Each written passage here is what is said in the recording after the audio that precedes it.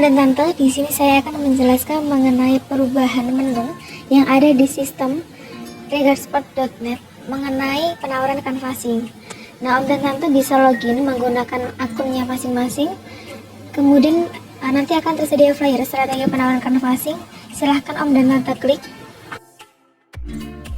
Selanjutnya, setelah Om dan Tante klik, nanti akan diarahkan ke tampilannya seperti ini, yaitu ada report canvassing, ada pengajuan proposal, dan bagian report canvassing. Nah, di bagian pengajuan proposal, Om dan Tante nanti akan inputkan tujuan proposal dulu. Untuk disclaimer, Om dan Tante tidak bisa melakukan download untuk proposal, company profile, kartu identitas, dan kartu nama apabila sebelumnya belum pernah mengajukan proposal, belum pernah inputkan tujuan. Jadi Om dan Tante harus inputkan dulu tujuan proposal. Kita bedakan menjadi dua, yaitu ada lembaga dan non-lembaga. Nah, untuk lembaga sendiri kita bedakan menjadi 5 kategori.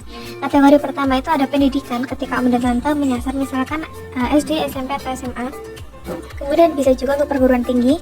Kemudian untuk pemerintahan, ketika Om dan Tante misalkan ingin menarget untuk kesekretariatan daerah. Kemudian untuk lembaga teknis daerah bisa pilih yang bagian pemerintahan. Kemudian apabila Om dan Tante ingin menyasar bagian organisasi masyarakat yang berbadan hukum, Om dan Tante bisa pilih ormas, misalkan ada NU, kemudian ada Muhammadiyah, Pemuda Pancasila, seperti itu bisa pilih yang ormas. Kemudian apabila Om dan Tante pilih profesional atau lembaga profesi, ini bisa menarget misalkan KONI, kemudian ID. Kemudian apabila Om dan Tante menarget BUMS, BUMN, dan BUMD, Om dan Tante bisa pilih yang kategori perusahaan. Namun apabila Om dan Tante menarget ini event ataupun kepanitiaan yang tidak resmi atau tidak berbadan hukum kayak gitu ya, itu bisa pilih yang bagian lembaga.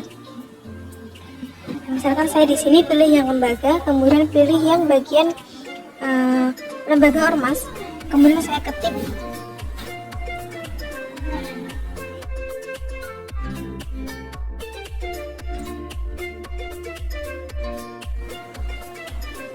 misalkan saya menarget ketua umum KONI Kabupaten Wonogiri. Nah, perbedaan dari sistem sebelumnya, kalau di sistem ini untuk tujuan lembaga, Om dan Tante harus inputkan dulu apakah menarget pimpinan, ketua, ataupun kepala. Jadi di sistem itu sudah tidak secara otomatis tertulis pimpinan di bagian surat penawarannya. Gitu, jadi harus inputkan tujuannya dulu, apakah menarget pimpinan, ketua, ataupun kepala. Kemudian untuk non lembaga, ketika Om dan Tante pilih menarget event, jadi misalkan penulisannya adalah panitia pelaksana kompetisi solo esport, misalkan seperti itu.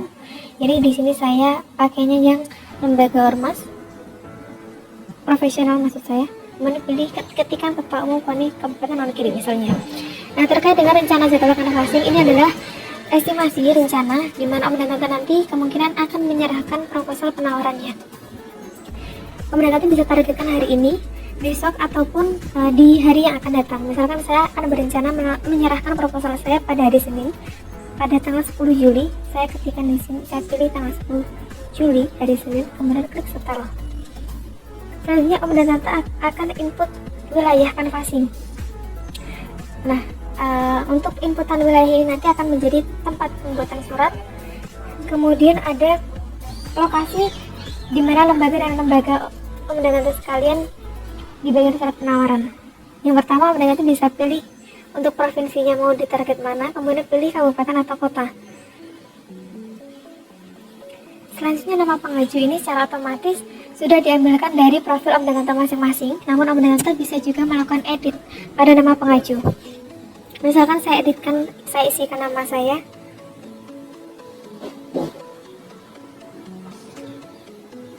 Kemudian untuk nomor HP ini secara otomatis juga diambilkan dari profil Om dan Tante masing-masing. Kemudian apabila ini sudah terisi semua, bisa klik submit.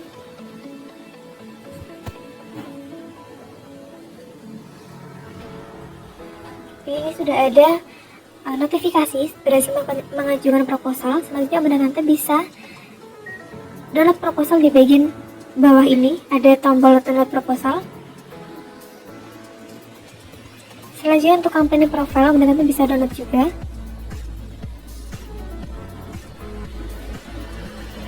Selanjutnya untuk ID card dan name card, ini sesuai dengan inputan tujuan yang tadi Om dan Tante input. Untuk namanya, Kemudian ada statusnya sebagai marketing event spesialis, kemudian informasi mengenai NIA, nomor HP atau WA, dan email ini secara otomatis sudah diambilkan dari sistem. Kemudian Om Danata bisa download untuk tampilan ID card depan dan belakang.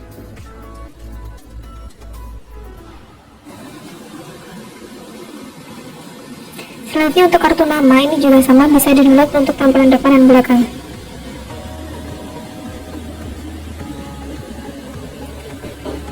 Oke, selanjutnya untuk bagian report canvassing, Om Danata bisa klik untuk melihat riwayat ajuannya. Yang pertama ada report proposal canvassing. Oke, di sini sudah tersedia daftar, mulai dari nama pengaju, nomor NIA, kemudian nama agen masing-masing, kemudian ada tujuannya mau diarahkan di mana tadi sesuai inputannya, kemudian ada tujuan proposal, apakah itu lembaga ataupun non lembaga, kemudian tanggal pengajuannya, dan judul proposal. Selanjutnya ada rincian download atas berkas-berkas yang Om Danata tadi inputkan. Misalkan ada riwayat berkas download proposal itu ada berapa, kemudian ada company profile, download ID card dan name card. Selanjutnya ada bagian status proposal. Ketika Om Danata mengajukan atau melakukan submit, itu secara otomatis akan masuk ke daftar dashboard yang ini, kemudian secara otomatis status proposalnya akan dalam proses pengajuan. Nah, ketika nanti Om Danata telah selesai melakukan canvassing, Om Danata harus mengupload bukti kegiatan di bagian upload bukti. Bisa diklik di bagian kolom dashboard ini.